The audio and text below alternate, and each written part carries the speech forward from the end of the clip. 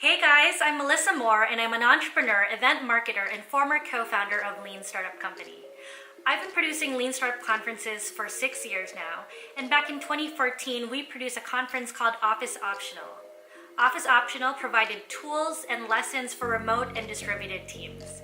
So for the last 9 years, I've been part of various startups where people worked in lots of locations across the world. I think that it's really important to trust your coworkers and have a mindset of transparency and collaboration in order for distributed teams to work. So I'm going to share with you guys what has helped my team work productively even though we were never in the same building. So first, as the company, make sure you provide tools and software that can help encourage real-time collaboration. Tools like Zoom video conferencing, Slack, Google Docs, and shared Google calendars. So let's break it down piece by piece. So first, video conferencing. Zoom has been one of the most robust and reliable software that we've used. We automatically default to meetings that are on video. So that means that everyone's prepared, everyone's fully dressed and prepared to focus on the person that they're talking to when we have meetings. And it's nice to actually have video because it makes people feel more connected when they see a face and they see your background and your surrounding. Rather than if it was a phone call or just over email, it's really hard to have that connection. Again, we defaulted to video primarily. We would sometimes move on to just audio if someone was in transit or was in another location where the internet wasn't good. But usually we ask people to be prepared, make sure you are in a quiet location, have strong Wi-Fi, good enough for video, and have a headset. Just the simple echoing and all that, static and noise just causes a disruption for everybody else. So be prepared when you have your meetings and make sure it's on video. The second thing I want to talk about is Slack. So there are so many things that you could do in Slack to help encourage real-time conversations and transparency and communication amongst the team. First, just as you would say hello to your coworkers when you enter the building, once you go online and you turn your Slack on at the start of the day, make sure you jump into the channels and say hello. You wouldn't go into your office and sit at your desk without saying hi or smiling to anybody.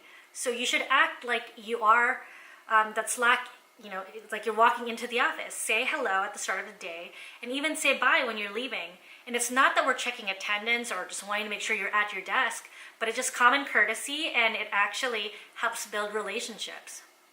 Second, make sure that you use that status feature.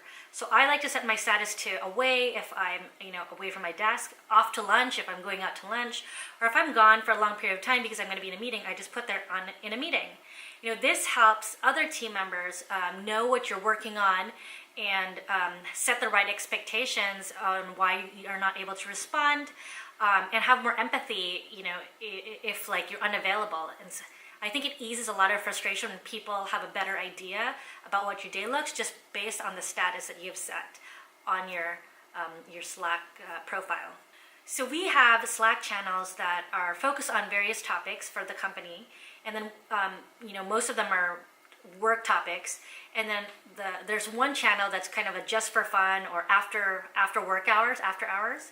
And it's good to have various channels based on topics because it keeps conversation organized, stay focused and relevant, and cuts through the noise. It is great to have the after hours channel because it gives people a place where they can chat about their personal life, send jokes or funny memes. It helps build the relationship amongst teams without it having to interrupt the flow of the productive conversations in the regular work channels. So again, have focused conversations and topics on your Slack channel, but have one that's just for fun. When I decide whether or not to send something over email or via Slack, I ask myself two things. First, is it helpful for other people to know? Do you want a large group of people to know this information? And then second, will it only take 1 to 2 minutes for that person to answer? So if the answer is yes to both, I just Slack it. If I want a lot of people in the team to know this information, just put it on Slack so everyone sees it, versus sending an email and then CCing a whole dozen people and then having it become a long and unwieldy thread. And then second, if it's only going to take 1 to 2 minutes, one question, just jot it down. However, if it's going to require a much longer discussion, move it over email, and better yet, schedule a 15-minute, 10-minute video conference call, and then just make sure you take notes afterwards. The other tool I want to talk about is Google Calendar. So we have a shared travel calendar, so people can write down when they're out of the office or when they're working in another time zone. You know, being in about 4 different time zones with my team, it was it was helpful to know when someone was in Hawaii or in Paris somewhere, so that we can set meetings that was more appropriate based on that person's location. So if you're not going to be working from your regular time zone where everybody knows, let's say you live in San Francisco, we all know you're Pacific time. If you're going to be in Hawaii on Hawaii time, just put there working in Hawaii time. And that will just help with scheduling meetings and then knowing people's availability, even as we're trying to get information throughout the day. Apart from productivity and just efficiency and scheduling meetings with other team members, I think it's also really fun to know where your coworkers are. If you are going to be in Hawaii, we'd love to know that. And it's a good conversation starter and helps build with a personal relationship amongst teams. I'm a big fan of moving everything into Google Docs versus Word or Excel. The reason why Google Docs is so important is because of the real-time, live information that you have. And you can collaborate on a document together, so you can actually literally work on the same document while being in 2 different locations.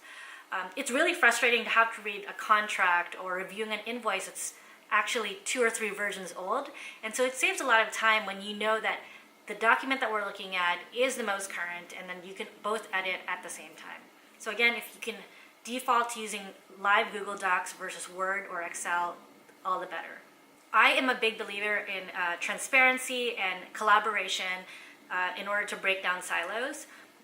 So as much as possible, if you can share documents with the team, whether or not they belong to that department, it's great for people to know what other teams are working on. So unless it has, sensitive financial information or it's budget related, it really should just be shared. Everybody, you should be able to trust your coworkers to have this information. And it also helps them work better when they know what other teams are working on and what their priorities are. Now, 2 best practices to help our distributed team feel more connected is 1, scheduling an all-hands weekly team call. And that's, of course, on video. So I get about 10 of my team members on this call every Tuesday at noon. And then we go around in a circle, about 2 to 3 minutes each, sharing any wins that they have, what priorities for the week are, and then what is their roadblock, what do they need help with. And everybody gets a turn, 2 minutes, and that helps keep the conversation focused, gives people a better idea what everyone is working on, and then it also helps them ask for help when they need it. Lastly, we like to schedule a quarterly team on-site. An on-site is what I coined it versus the traditional off-site for team building. And so because we are in about 4 time zones, 6 different cities, we fly everybody to San Francisco or whichever host city we decide. The team meets there for about 2 days, and then we have a full day of activities from 9 to 6 where we'll have meals together, do presentations, try to do brainstorm sessions or workshops.